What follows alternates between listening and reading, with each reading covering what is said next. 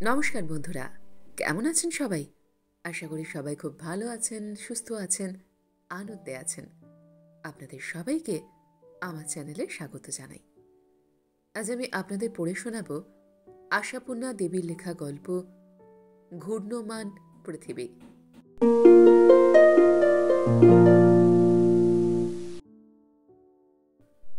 গতকাল থেকেই অনুভব করছেন শিবনাথ।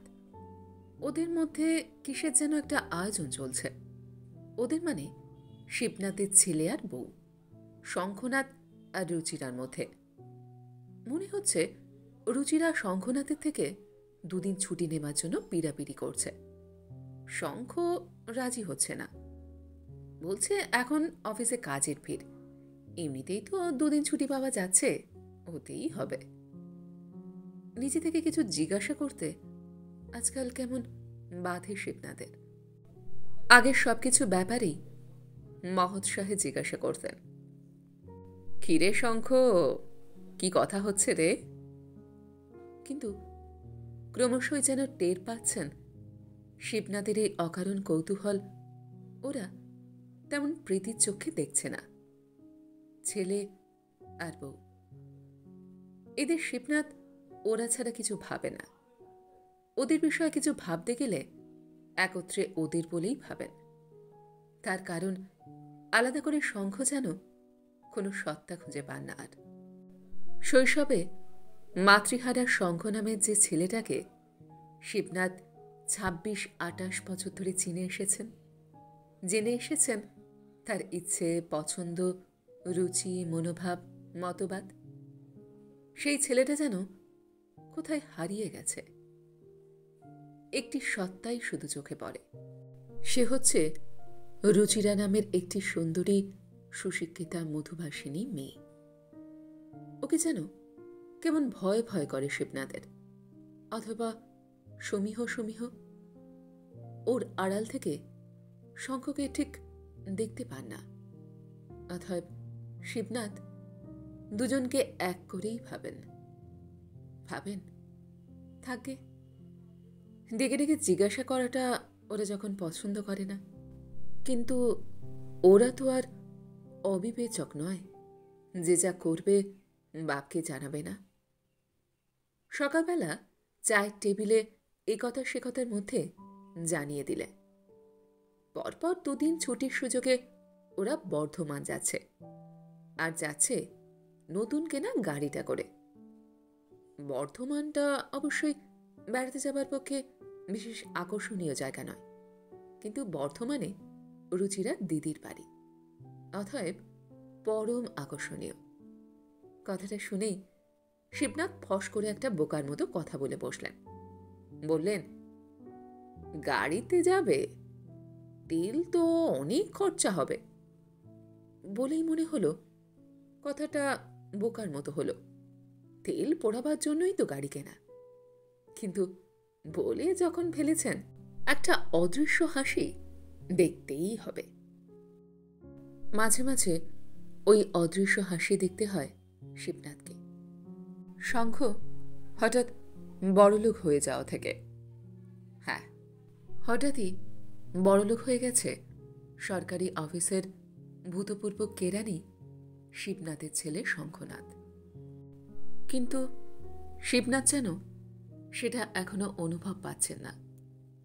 শিবনাথের যেন মনে হয় এ একটা অলীক কথা।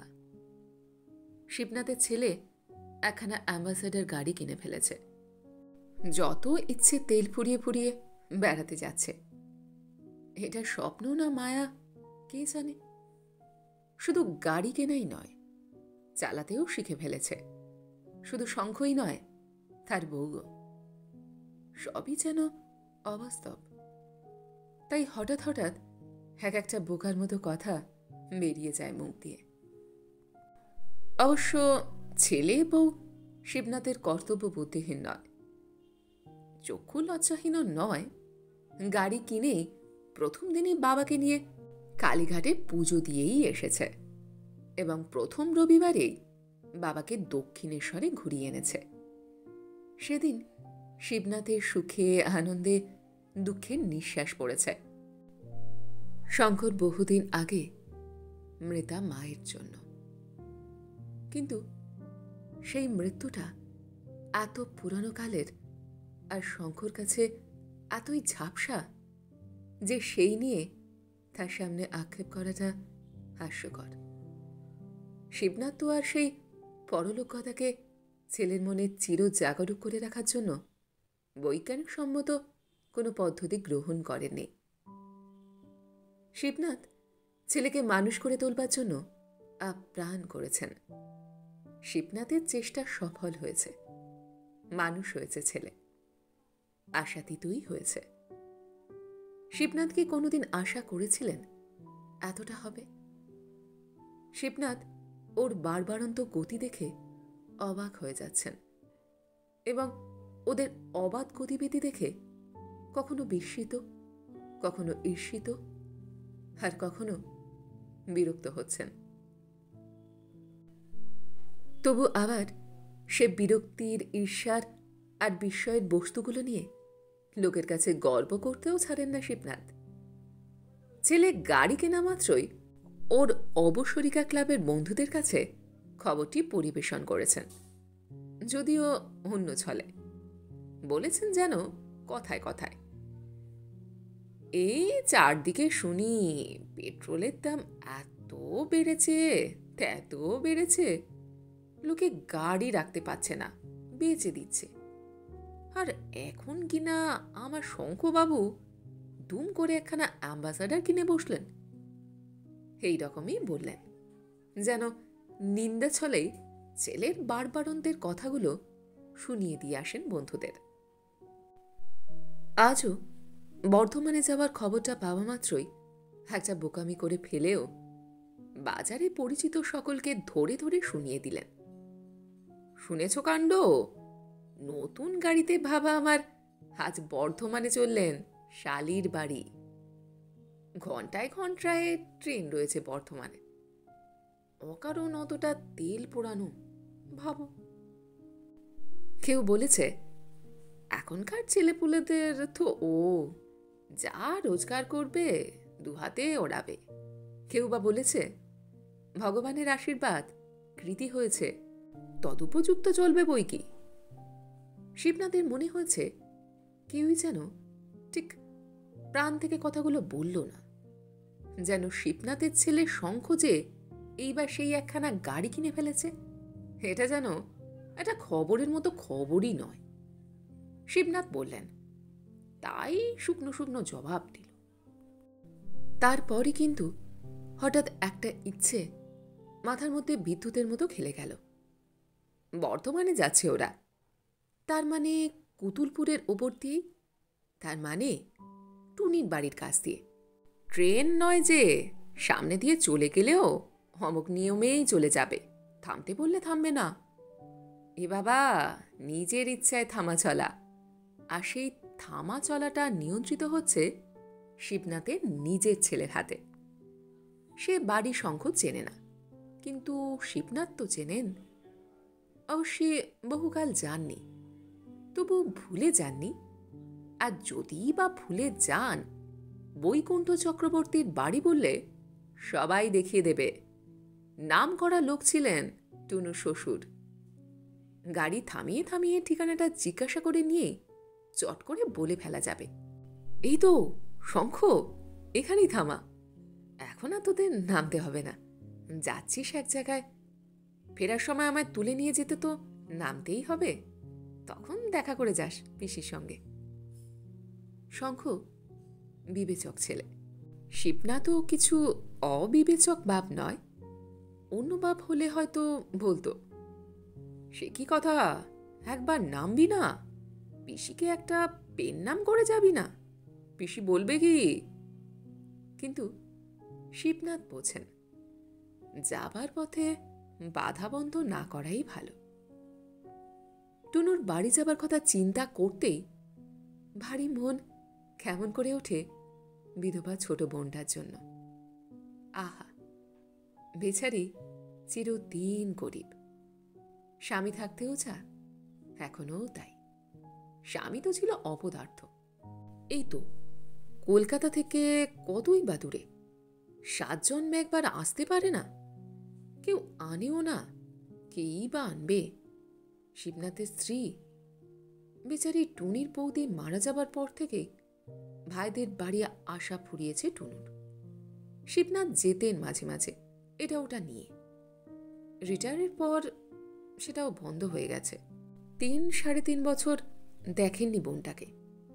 তাই ঠিক শিবনাথ আজ এদের সঙ্গে বেরিয়ে পড়বেন। ওই পথ দিয়েই তো যাবি। যাবার সময় আমায় তোদের পিসির বাড়ি নামিয়ে দিয়ে যা। পরশু ফেরার সময় ফের তুলে নিয়ে আসবি। তারপর হেসে হেসে বললেন, তেল পোড়ানো নিয়ে তোকে বলেছিলাম, দেখ এখন আবার কেমন সুবিধাটি এঁচে নিলাম। যাক, আরও খানিকটা উসুল হবে। যতই ভাবতে থাকেন ভারী একটা পুলক অনুভব করেন শিবনাথ। ভাবতে থাকেন টুনি হঠাৎ দাদাকে দেখে কি পরিমাণ খুশি হবে। সঙ্গে সঙ্গে ঠিক করে ফেললেন, এবারে পেনশনের টাকাটা থেকে বেশ খানিকটা নিয়ে যাবেন টুনির জন্য। মাসে মাসে নাম রক্ষার্থে যে 25টি টাকা মানি অর্ডার করেন টুনির নামে, সেটা এবার দেয়া হয়নি এখনো। তার সঙ্গে আরো গোটা 50 দিয়ে দেবেন ছেলেপুলেরা মিষ্টি খাবে বলে। পেনশনের টাকাটা তো আজকাল জমেই যাচ্ছে, শঙ্ক আর নিতে চায় না আজকাল। শিবনাথও ওদের এই সমারোহের সংসারে সেই অকিঞ্চিতকরটুকু দিতে চাইতে লজ্জাবোধ করেন। একদা যে ওইটির প্রত্যাশায় তারিখের দিকে দৃষ্টিহীনে বসে থাকতে হতো, সে কথা এখন আর কারোর মনেই পড়ে না। যাবেন ঠিক করে ফর্সা ধুতি পাঞ্জাবি বার করে রাখলেন টাকাটা। কিন্তু ঝপ করে বলে ফেলতে পারছেন না, তোদের সঙ্গে আমিও চলছি রে। আসলে ভাষাটা ঠিক মনোপুত হচ্ছে না। বারবার মুসাবিদা করছেন, কিন্তু ডেকে কথা বলার অনুপাসেই বোধহয় কোনো মুসাবিদাই কার্যকরী হয়ে উঠছে না। ওরা সামন দিয়ে ঘুরছে ফিরছে, বেরুচ্ছে ঢুকছে। শিবনাথ মাঝে মাঝে কেশে নিচ্ছেন, অবশেষে বলেই ফেললেন।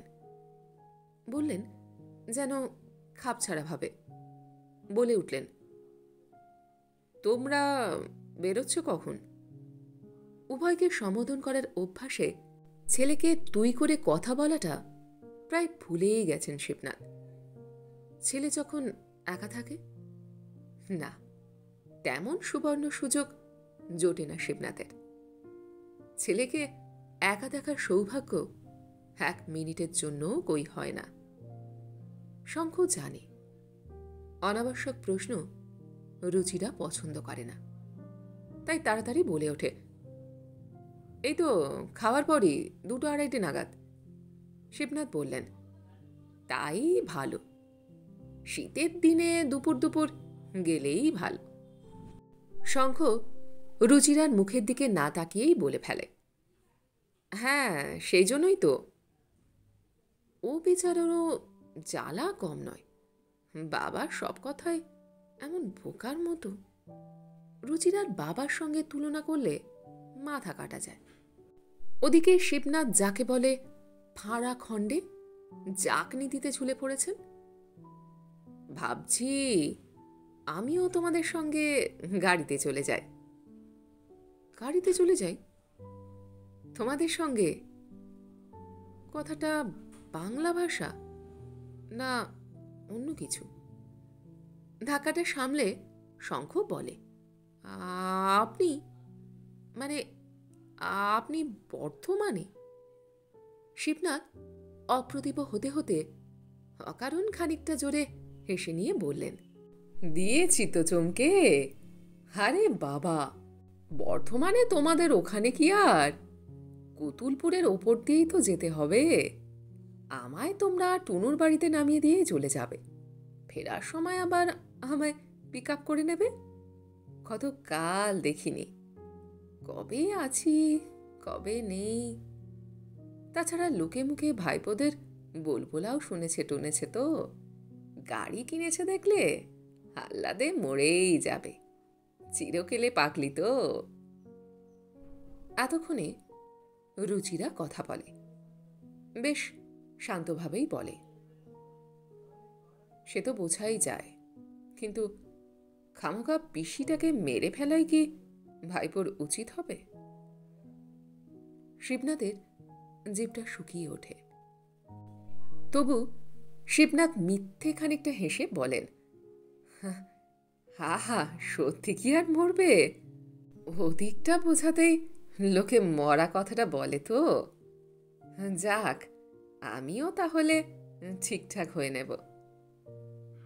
শঙ্খ আস্তে পাশের মুখটার দিকে তাকায়। শঙ্কর মুখটা সাদাটে দেখায়। তবু শঙ্খ গম্ভীরভাবে বলে, ঠিক আছে। যাক বাবা, ভয়ের খাটটা পার হওয়া গেছে। শিবনাথ জানেন না ভয়টা কিসের, তবু শিবনাথের কথা বলতে ভয় ভয় করে। এখন ভাড়া কেটে গেছে। এখন শিবনাথ ভাবতে থাকেন, দাদাকে হঠাৎ দেখে টুনি কি বলবে, কি করবে, কি খাওয়াতে বসবে, এবং শিবনাথ তার জবাবে কি করবেন, কি বলবেন। না, সত্যি গাড়ি একটা থাকা রীতিমতো সুখের। বলি বটে বাবু আনা, ঠিক তা কিন্তু নয়। গাড়ি যেন একটা মুক্তির দুধ। ওদের আগেই খেয়ে নেন তাড়াতাড়ি। একটু বিশ্রাম করে নেওয়াই ভালো। যতই হোক অনেকখানি জার্নি। কিন্তু বিশ্রাম কোথায়? 2 মিনিট অন্তর ঘড়ি দেখলে কি আর বিশ্রাম হয়? তাই তো করছেন শিবনাথ, অবিশ্রাম ঘড়ি দেখছেন বিশ্রামের বদলে। কিন্তু কি হলো, ওদের আর সারা শব্দ পাওয়া যাচ্ছে না কেন? খেয়ে উঠে ঘুমিয়ে পড়ল নাকি? শীতের দুপুরে খেয়ে উঠে শুয়ে গিয়ে সহজে উঠতে পারবে? বেলা গড়িয়ে যাবে, নাই হোক ট্রেনের সময়। সময় একটু থাকা ভালো। আবার ঘড়ি দেখেন, 2:30 ছাড়িয়ে 3টে বেজে গেল যে। আর পারলেন না শিবনাথ। ঘর থেকে বেরিয়ে এলেন গুটি গুটি। আস্তে ডাকেন, শঙ্খ। প্রথমটা আস্তে ডাকাই ভালো। হঠাৎ জোরে ডাক শুনে জেগে উঠলে ক্ষতি হবে। কিন্তু না, ঘুমোচ্ছে না শঙ্খ। ডাকা মাত্রই বেরিয়ে আসে সে। শিবনাথ বললেন, কি হলো, 3টে বেজে গেল যে, কখন বেরোবে? এই একবার একা পেলেন ছেলেকে, তাই হেসে বললেন, খেয়ে শুয়ে পড়েছিলি তো? শঙ্খ বলল, বেরোনো তো হচ্ছে না। শঙ্খর গলা নির্লিপ্ত নিথর। শিবনাথ থতমত খেয়ে বললেন, বেরোনো হচ্ছে না?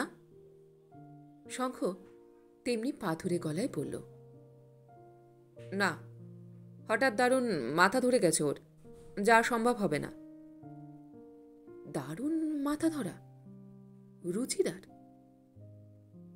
না, তাহলে আর যাওয়ার কথা উঠতে পারে না।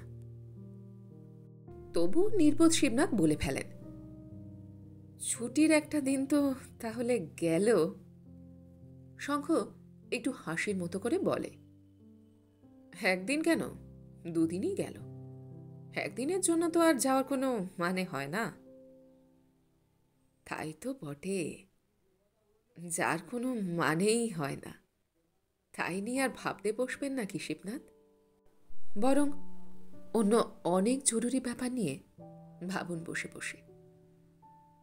কিন্তু শিবনাথ যেন ভাবতেও ভুলে যাচ্ছেন মনে হচ্ছে। নচেত শঙ্খ তো কথা অন্তেই আবার তাড়াতাড়ি ঘরে ঢুকে গেছে বোধ করি, রোগিণীর সেবা করতেই। পর্দাটা এখনো দুলছে, কিন্তু দুলন্ত পর্দা এমন একটা কি দৃশ্য যে অনড় হয়ে দাঁড়িয়ে দেখতে হবে? নাকি শিবনাথের চোখের সামনে আরো কিছু দুলছে? ওই দরজা, জানলা, দেওয়াল, ছাদ, সংসার, পৃথিবী। তাই ভাবতে পাচ্ছেন না কিছু? নাকি ভাবছেন এরপর যদি কোনোদিন শঙ্খনাথ নামক ব্যক্তিটির গাড়িতে চড়তে না যায় শিবনাথ নামের লোকটা, তাহলে তো ওই লক্ষ্মী ছাড়া হতভাগা হিংসুদের লোকটারই নিন্দে হবে। হবে না নিন্দে? যে লোক ছেলের বার বৃদ্ধিতে হিংসে করে এমন কুচুটেপনা করে, তার কি নিন্দে না হয়ে প্রশংসা হবে? অতএব লোকটাকে না, এখন আর কিছু ভাবা যাচ্ছে না। পর্দাটা থেমে গেছে, তবু পৃথিবীটা দুলুনি থামছে না।